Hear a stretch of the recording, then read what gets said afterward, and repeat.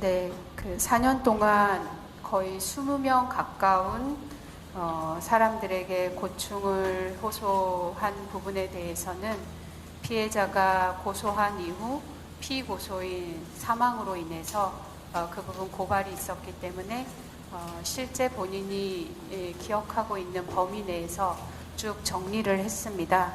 그리고 그 정리한 내용에 대해서는 수사기관에서 진술을 했는데 피해자가 기억을 하고 있는 내용만 하더라도 부서 이동을 하기 전에 17명, 부서 이동을 한 후에 3명, 그리고 이 사람들 중에는 직급이 당연히 피해자보다는 높은 직급, 그리고 이 문제에 대해서 더 책임 있는 사람에게 전달을 해야 하는 인사 담당 가 포함이 되어 있었습니다. 그 이외의 자세한 부분은 현재 수사기관에서 수사가 진행 중이기 때문에 그 결과를 지켜봐 주시기를 부탁드립니다. 그리고 제가 답변 드릴 수 있는 부분 마저 말씀드리겠습니다. 아까 JTBC에서 질문해 주신 것 같은데요. 서울지방경찰청에 7월 8일 오후에 저희가 접수를 하기 하루 전 7월 7일에 저희 사무실에서는 고소장은 전부 완료가 된 상태였습니다. 그렇게 해서 완료가 된 상태에서 제가 피해자하고 상의를 한 다음에 중앙지검 여성아동조사부 부장님께 연락을 드리고 면담 요청을 했습니다. 고소장이 접수되기 전에 면담을 하는 것은 어렵다는 원론적인 입장을 말씀을 해주셨고, 그래서 증거 확보의 필요성 때문에 고소를 하고 바로 피해자 진술이 필요해서 면담을 하고자 한다라는 말씀을 드렸습니다. 그래서 피고소인이 누구인지 확인을 해야 면담에 대해서 검토하실 수 있다라고 해서 피고소인에 대해서 말씀을 드렸습니다. 그리고 그 다음날 오후 3시에 부장검사님 면담을 피해자와 하기로 그렇게 약속을 했는데 7월 7일 저녁 부장검사님께서 연락을 주셨습니다. 본인의 일정 때문에 7월 8일 면담은 어려울 것 같아 라고 말씀하셨고, 저는 이미 피해자를 7월 8일 오후 2시에 만나서 이야기를 한 후에 검사님 면담을 갈 예정이었기 때문에 7월 8일 오후 2시 피해자를 만나서 그 상황에 대해서 공유를 하고, 아무래도 중앙지검으로 고소장을 접수하는 것은 적절치 않을 것 같아서 서울지방경찰청에 연락을 했습니다. 그 시간이 7월 8일 오후 2시 28분경으로 자료상으로는 나오고 있는데,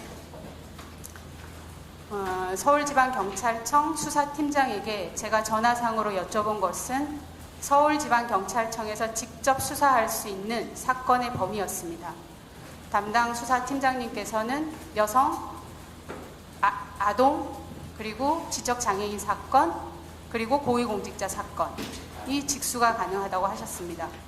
그래서 고위공직자 사건에 대해서 오늘 고소장 접수를 할 예정이고, 고소장 접수를 하면 바로 조사를 진행해 달라라고 요청을 했고, 그 길로 고소장, 증거자료 가지고 피해자하고 함께 서울지방경찰청으로 가서 그 다음날 새벽까지 조사를 하게 됐습니다. 이상입니다.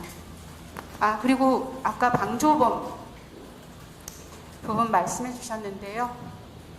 당초의 그 위력추행 사건 등에 대해서는 피고소인이 사망했기 때문에 형사고소는 불법행위를 한 사람에 대해서 기소가 되면 처벌하는 것을 목적으로 하는데, 피고소인이 사망했기 때문에 그런 과정 자체가 진행이 어려워서 절차적인 문제로 아마 공소권 없음에 대한 이야기가 나오고 있는 것 같은데요. 그것은 그 행위를 한 사람에 대해서 형사 처벌을 하지 못한다라는 의미이지, 그 주된 행위를 한 사람이 사망했다라고 해서 그 행위를 방조한 사람이 현존하는 이상은 수사를 해서 혐의가 밝혀지면 법적으로 처벌을 해 나가는 것은 가능할 거다라고 생각합니다. 이상입니다.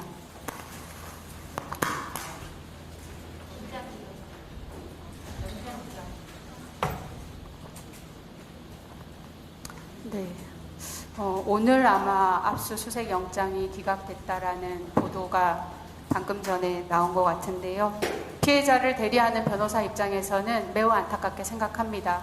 5월 처음 피해자를 상담을 하고 7월 8일에 고소를 하고 그 새벽까지 피해자 진술을 이어나간 것은 최대한 신속하게 피고소인이 소지하고 있는 기기 등에 대해서 압수수색을 하고 실체 진실 발견을 해나가고 싶었습니다. 그런데 그런 과정이 피고소인의 사망으로 인해서 결국은 피해자가 치열한 법정 공방을 할 권리, 법정에서 자신의 피해에 대해서 말할 권리조차 박탈당했기 때문에 대리인으로서는 매우 유감스럽게 생각합니다.